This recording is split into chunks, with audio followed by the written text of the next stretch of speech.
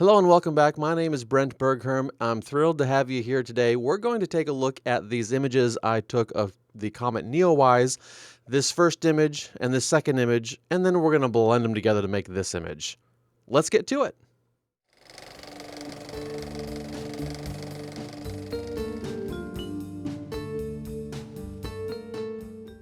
Hey, so here we are now in Lightroom, and we're just looking at the three shots for this image. And I've got this wagon here at Whitman Mission National Historic Site, and I lit it two different ways. I'm just using my cell phone for lighting it, and so I got the foreground really well lit here, and mostly the wagon. And then went and got this one where I lit the back side of the wagon a little bit better, or the side of the wagon, whatever you call it, a little bit better. And then this one where I really like what's going on in the sky. So what we're going to do now is blend all these together in Photoshop after a little bit of working with them first. We're going to work them here in Lightroom, and then we're going to see what we can do to bring these together in Photoshop. I've got to get rid of this bright thing here. This is some property that's right next to the Whitman Mission, I think, and so there's a house there, and so I need to get rid of that as well. And then I just want to blend these all together so they look good. So let's get to it and see what we can do to make that happen. Now, the sky here looks pretty decent too, so it could be that I would be able to just blend two of these images together, but I just really liked this one because I went from 13 seconds to 20 seconds here on the sky, and so it just came out so much more brilliant. Let's do a quick check and make sure our stars, take a look here at the stars, they are starting to go a little bit oblong. So when you do that 500 rule, you get something in the neighborhood of about 20 seconds on a 24 millimeter lens. So this is a full frame camera. So let's do 500 divided by 24 millimeters. And so it came out to about 20 seconds, and that's what I was running with. But as we can see here, that really isn't right. 20 seconds minus about 5 or 7 seconds is probably even better. And so that's what we have here on this one. At 13 seconds, we can see we still have pretty much, maybe it's threatening to be oblong shapes, but it's not too terribly bad. These definitely are oblong shapes where those stars are tracking a little bit, and you just have to make a decision for yourself. Is this acceptable for you, or is that going to be problematic? Because of the extra light I like going on in here in the sky, I might go ahead and just decide to keep this. But quite frankly, 13 seconds is not going to be that big of a difference. My biggest thing is, even if I were to keep this as a sky, I would process this 2 times, once for the sky, once for the foreground, so that I could have that different type of control in Photoshop. So after analysis, let's go ahead and do that. I'm going to take this image and I'm going to create a virtual copy. And then by doing that virtual copy, I'm going to be able to process this for the sky. So let's go over to our develop module, and I need to bump it up about a third of a stop because that's what adding roughly 7 seconds is about. So 0.3 here. And as I compare skies, yeah, the color's a little different. I'm not concerned about that, but the tonality overall is very similar. Now this one I do tend to get a little more of the tail. So let's maybe make it 0.4 here. And then let's think too about what are we doing for our white balance. So if I were to come here and white balance off of that, that just makes the sky go crazy blue. And that's probably not what I want to do. But we'll make it go partly that way. So let's about split the difference, so to speak, not completely. There we go. I really like keeping some of this warm hue in the sky down here. I think to me, that's really attractive, and I don't want to lose that. And when I go like this, I'm keeping it over here, but it's pretty much lost over here. So I like this kind of splitting the difference where we keep it a little bit warmer, don't let it go quite so blue. All right, going up here again, looking at the Big Dipper stars, we can see again a little bit of the trailing, but it's not terrible, not too bad. All right, we do have some fringing going on, and I'm going to see what I can do if I can counteract some of that fringing. So let's go ahead and take a look at maybe detail. Let's see, our sharpness is around 25, that's fine. My detail at 75. This is where I tend to wig it out and see nothing's going on there, so there's nothing wrong in the deconvolution sharpening aspect of life. I can look at the noise in here and make a determination for myself if there's any difference there. Very little difference. That's where my standard of 75 might be a little too rich, and so let's go down to about 50 or 55, somewhere in there. So that comes in pretty good. So in these lens corrections, we have this chromatic aberration, and so when I unclick that, this actually gets a little worse. Let's zoom in just a touch more. And I want to have a nice collection of stars here. So I've got that bright one, I've got these other not so bright ones here. And let's do our chromatic aberration again. It helped that very subtly, very minimally. And we can probably help it even more on this defringe here. And so I can play with these a little bit. And now you see what's happening. If I wig it out, it just goes hideous stupid on that. I've seen that happen when it's processing. When I had a Fuji camera, it did that to every bright spot of light, and I hated it. I couldn't get rid of it. It's interesting to note that same phenomena is happening here. So my attempts to defringe are definitely not friendly here. So I just see it right away, so I can't do anything with the defringing. So I think we're pretty much locked in. That's going to just have to be something I accept, I guess. What I can do maybe as well, if I come up here to the HSL, I would be able to take saturation down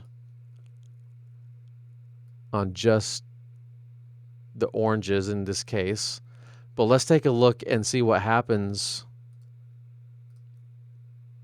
down here in the sky. I mean, that's just kind of a gross sky now. When I lost that saturation down here, that's just kind of a gross sky now. So if I wanted to do anything more, I'd probably just do that. I'd fix that in Photoshop, but I'm probably not going to worry about it too terribly much. I think I'm going to just live with it. All right, so this image, as far as the sky is concerned, I think we're ready to go. And then now let's go ahead, and I'm going to go ahead and copy these settings over as a starting point to the original here. Remember, I made a virtual copy.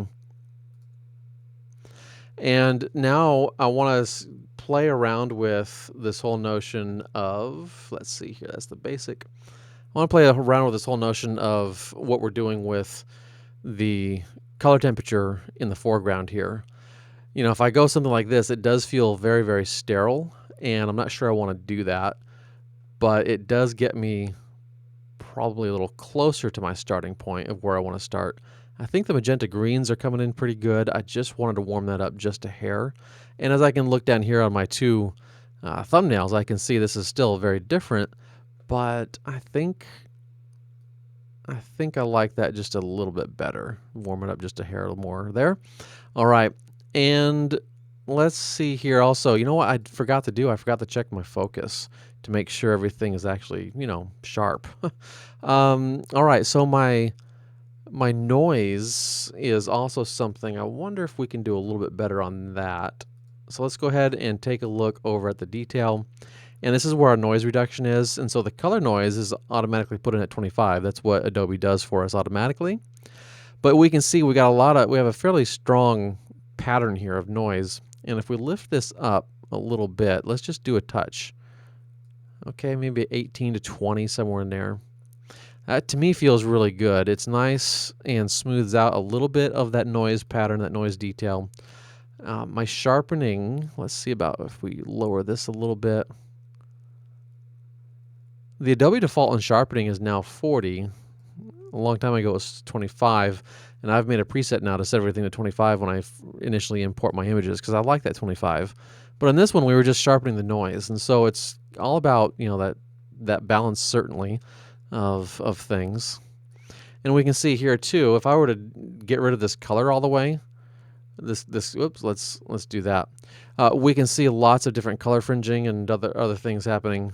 By taking it back to 25 and maybe even going a little more, I think I'm getting rid of a little more of these larger color artifacts that are just going to be bothersome, I think. Okay, coming along pretty good. Now what I want to do is to tone this down a little bit. That foreground element is a little bit too much, a little bit too bright. So let's take this down just a little bit. It started at 0.4. Let's take it down to like maybe negative 0.4. Maybe. Yeah, I can always darken it in Photoshop a little further. Negative 0.5. Let's start there, and then we're going to bring, let's see, we're going to now transfer these settings over here to this one.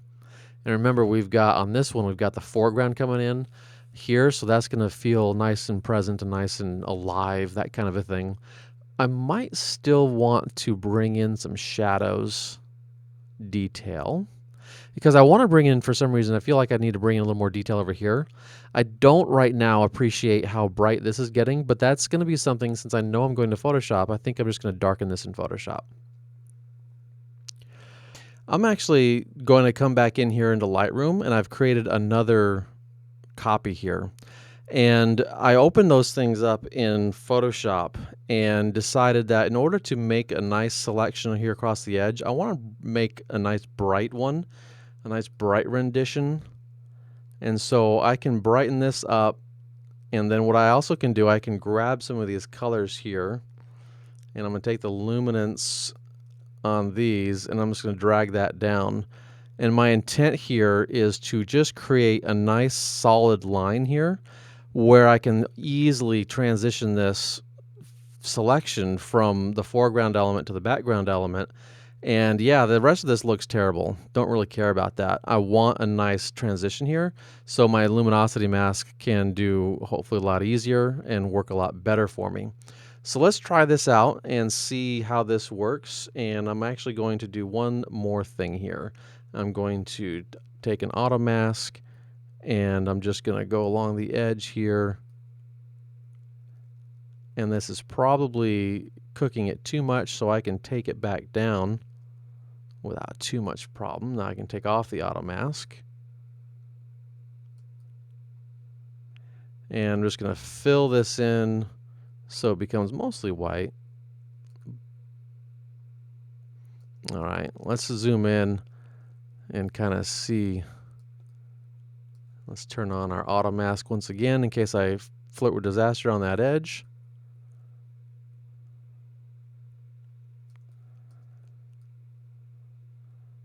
These areas right in here where it transitioned to black up there on the canopy, that's where it was really problematic in working with this luminosity mask. And so by going back into Lightroom, you missed that part on this video, but I've already kind of played with it. And I'm just going to make my life a little easier by coming back in here to Lightroom and getting this selection easier for me to make. That's what I'm looking for. Because everything down below, I don't need to really worry about that so much. It's just this transition. I really want the transition to just be like magic. And that can happen. It's just Lightroom is a little easier to make that happen.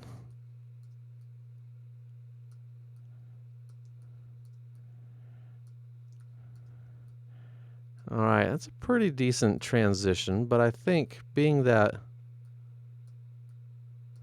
I can easily take this down a wee bit and probably make that an even smoother, better transition. We're going to do that.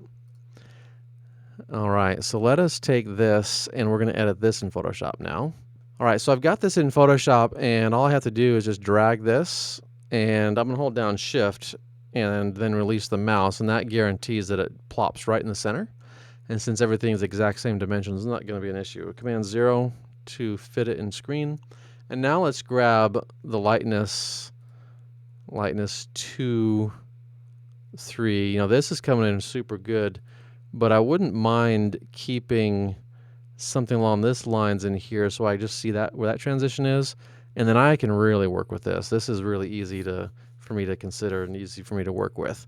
So let's do something like this, and we're going to, what was that, an L2?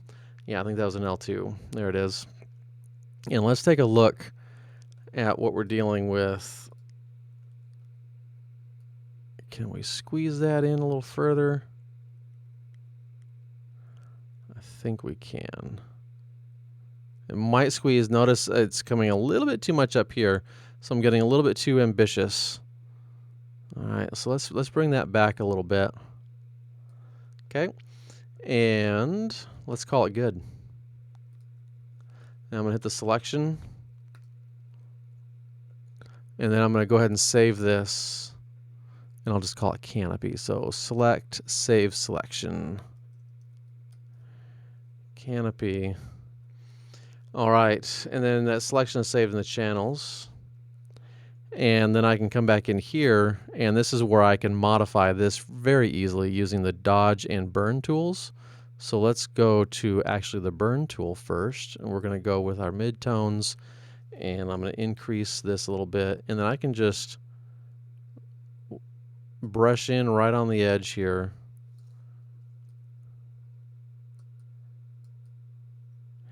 And I can kind of flirt with that edge, but if I go way in on it, it shouldn't matter, like boom, like that. It shouldn't matter because I'm dealing with midtones here, and that's obviously very bright.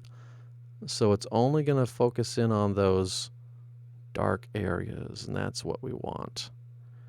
All right, now I can just transition to my brush tool, get black as my foreground color, make it a little bit bigger so I don't have to make so many strokes, and then just get rid of all this junk. I don't need any of that. All right, get rid of the stars because I'm not going to affect the stars at all.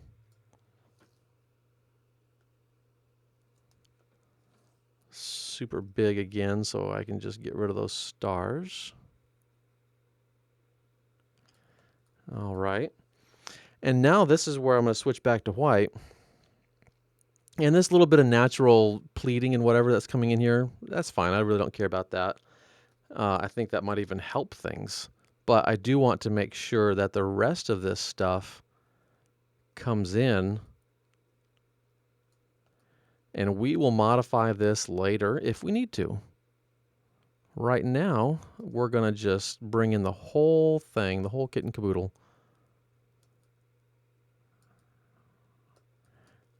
And we'll touch it up if we need to later. Oh, let's go ahead and grab this and get rid of that. All right, so I noticed there was a little bit of some rough spots coming in around the edge here. And that's where we're just going to take a small black brush, and we're going to get rid of some of these items here. Some of these little pieces of noise that are out here, you probably wouldn't notice them one bit, but since I will likely, hopefully, be able to practice with this one on a printing job, I will notice those things on a print. And so I'm going to be really picky, and I'm going to get rid of them here. All right. But, you know, again, we're back with these things here. I'm going to go ahead and decide to keep those for now because they just might give a sense of realism to my overall approach with the image. So I'm not going to worry about those. I do have a feeling I'm going to have to work on this edge here a little bit because that's where I think it started to get lost. The details started to get lost.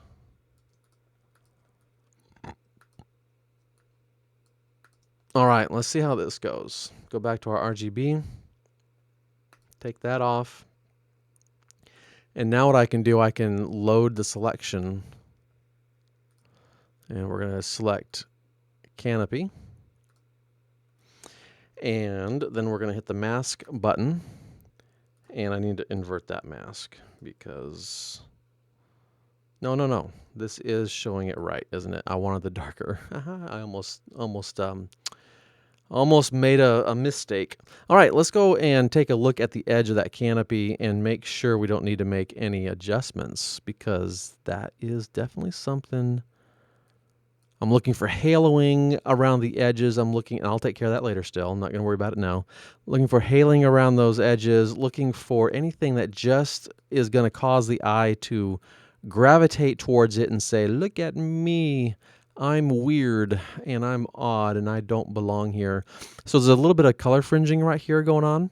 And that might be something that I could fix with the mask, but it might also need to be something that I fix. Not on the mask, but let's see here what we can do here. So if I were to make this a lot smaller and just slightly softer on the brush edge, and then I'm on black, so that's good. So I can then come in here and I can paint along the edge. And I'm going to kind of just go in like this to see what's going on. And so I can see that is actually in the image itself. So that's going to be something that I need to fix later. That's something that came over from Lightroom apparently.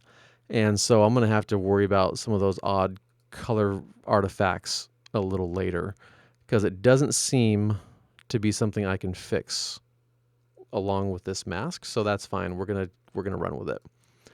Now there is a little something here that feels a little bit weird.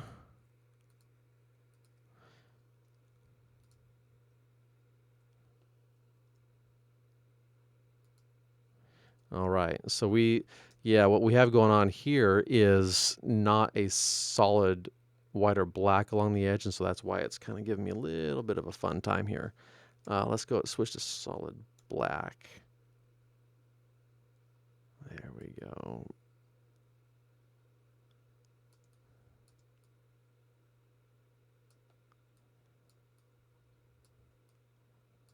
Just trying to take a little bit of the edge off. See how that dark edge is really just highlighted, getting it extra saturation or something. So that's where I was having problems with the selection from Lightroom, and it's just needing to be touched up a little bit.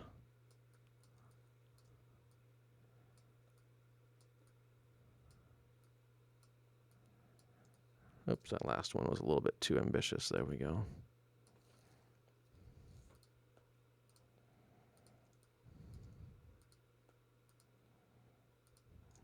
Not too bad down here, though, actually. I was thinking this was going to be really rough, but down here is fine. All right. It's looking pretty good. I do like it. All right, so let's bring... So this one we don't need anymore, so we're going to trash that one. And let's take our foreground, and we're going to initially apply the exact same mask. So I'm going to hold down the Option key, and I'm going to drag it up here to the foreground. And so you can see how we have this kind of phenomena going on. But this, I find, is too bright here. So what I'm going to do, I'm going to take this mask, and I'm going to get on my brush tool, and I'm going to make it super big.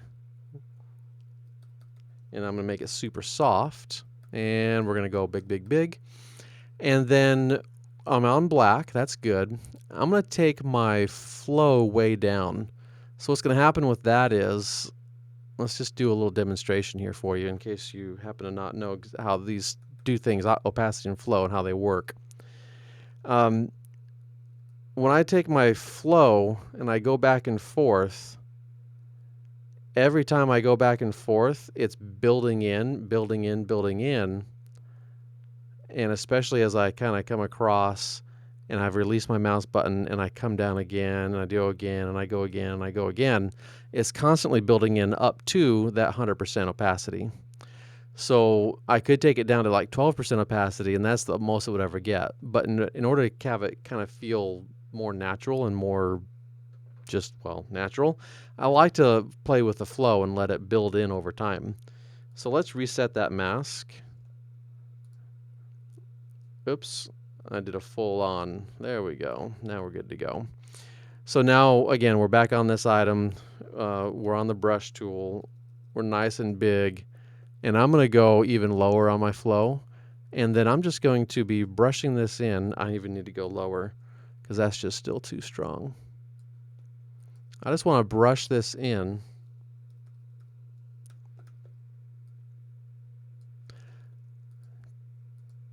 And bring back the tonality from that layer underneath it, so this just isn't so stinking bright.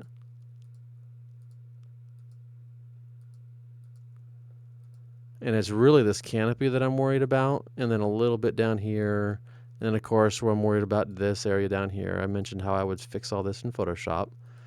There's just some things I was like, that's gonna be easier in Photoshop.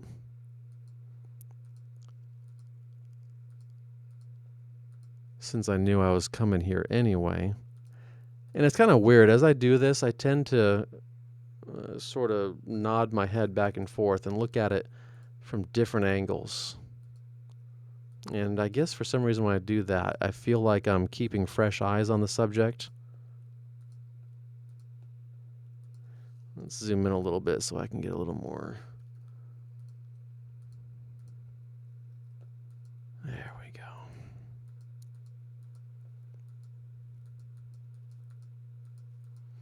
All right, and I'm going to go real big again to just kind of take some overall darkening swaths. And take a look at the, let's look at this here real quick. What's happening on this particular layer mask.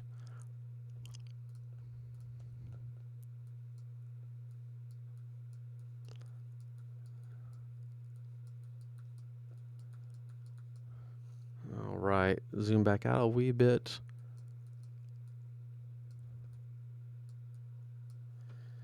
And now I think I'll bring my flow back up a little bit more so I can take a little more out of this.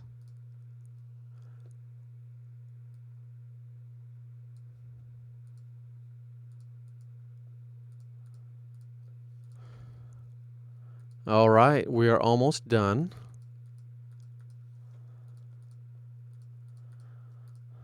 Okay, let's take a quick gander here and let's see the difference there. Good. And then again, the difference here and how that. Oh, very nice, very nice. Looking good. All right, so two things more I want to do. I want to emphasize that Comet just a little more, and then I want to get rid of this thing. So I'm going to do those in two different steps. So the first thing I'm going to do, I'm going to leave my layer stack going just fine, but I'm going to do a Command-Option-Shift-E. And what that does is it takes everything that's visible and makes a copy of a new layer and flattens it onto that layer while leaving everything untouched beneath it. All right, so I then maybe we'll take that and make it a group, and I'll just say like it's working layers, something like that. So I always have that stuff I can go back to, but now it's nice and tidy and nothing's going to be really problematic about it. All right, let's go take care of this thing really quick because that's just bugging me like mad. All right, there's a few ways that we can look at it. The first thing I always like to try, since it's so easy, is if I can find it, the spot healing brush or the healing brush tool. And with the spot healing brush, this might be a challenge for this because it goes into so many different weird things. And I need to make this a rather big brush. Let's see how that works. It doesn't seem... Okay, yeah. It's taking the pattern from the trailer. That's the wagon. That's just totally bad. Totally not cool. So we need to come up with some other plan here. So let's try out our clone stamp tool. And we could also even just try content aware fill. So if we were to do maybe the lasso and do fill content aware, let's see what this does. Oh, that's hideous. So the old standby clone stamp tool. Option, and then we set our source, and we need our opacity to be a lot higher. All right. And so we just have to work with it a little bit. You know, if I do this, you're going to look at it and say, that's an exact duplicate. We have a duplicate of the trees, and I'm going to say you're exactly right. But hopefully we can fudge this just a wee bit.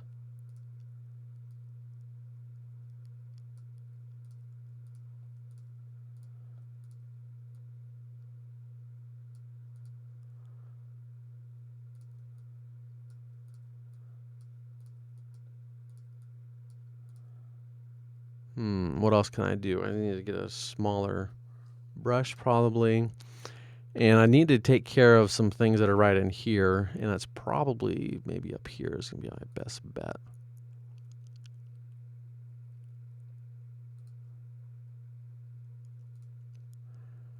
All right, and then maybe a little bit of this right in there. And then probably, let's see here, let's take a little bit of that and stick it right there. All right, not too shabby, I don't think.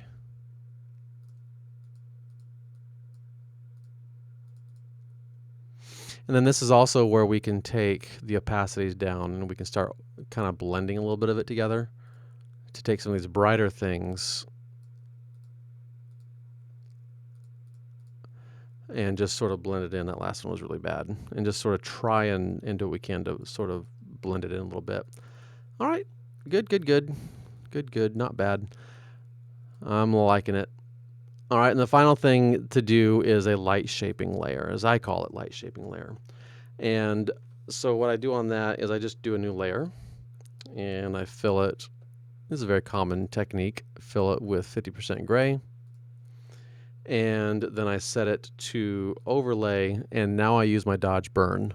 The reason I like doing it this way is because if I do it on the directly on the layer, I tend to get a little bit saturation going one way or the other, and I don't want to deal with that.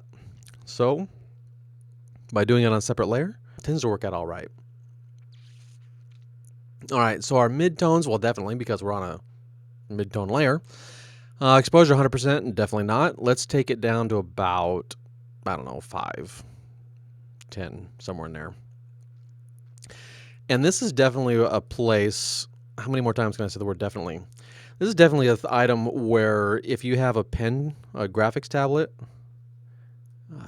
it is really going to be a benefit to you.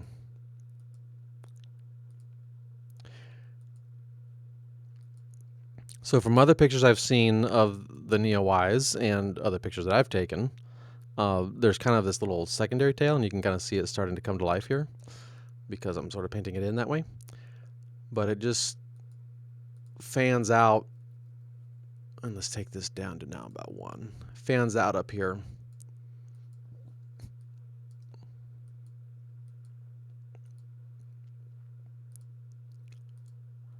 There it is. Command 0, and then before and after, just bringing a little bit of extra life to the Neowise. And now we can look at burning a few things in, and let's take that exposure again way down, maybe 5 or 6, somewhere in there. And then this is where I do it to taste, where I did the other idea where I brought in the Wagon. Maybe as I'm going through the edit of this image, I still want to make it darker. And there's only so much darkness I could bring in on that initial edit because, well, I was only dealing with the layer itself. I wasn't manipulating any of the tonalities. I was just going from one layer to another. And so now I have full capability of bringing in some creative thoughts, some creative ideas on what I might want to do with how I represent this image. All right, let's take this down a little more. I think I'm going to go ahead and provide a little bit of overall vignette up top.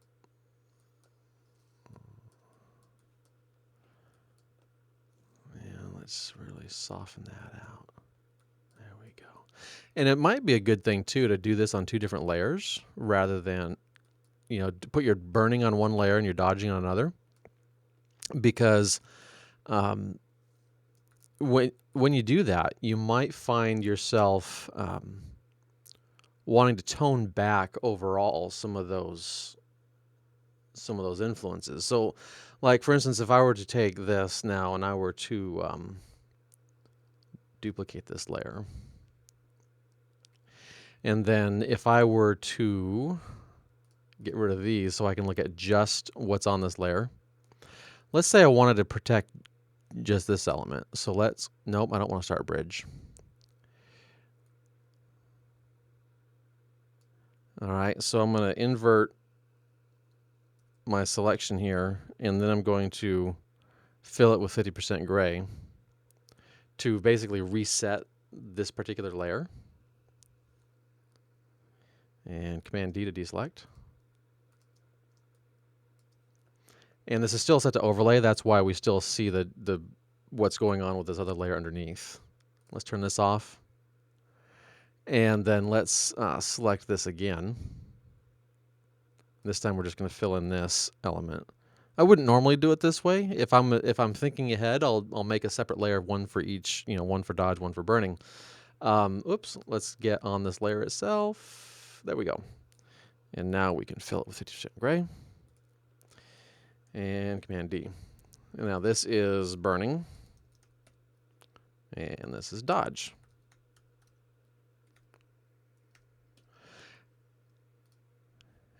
And now if I were to bring it back this layer, I can say, the burning I went a little too much. Well, let's just tone that layer down a little bit. Or maybe I want to blur this a little bit. And I can just go filter, and I can go blur, and I can go Gaussian blur.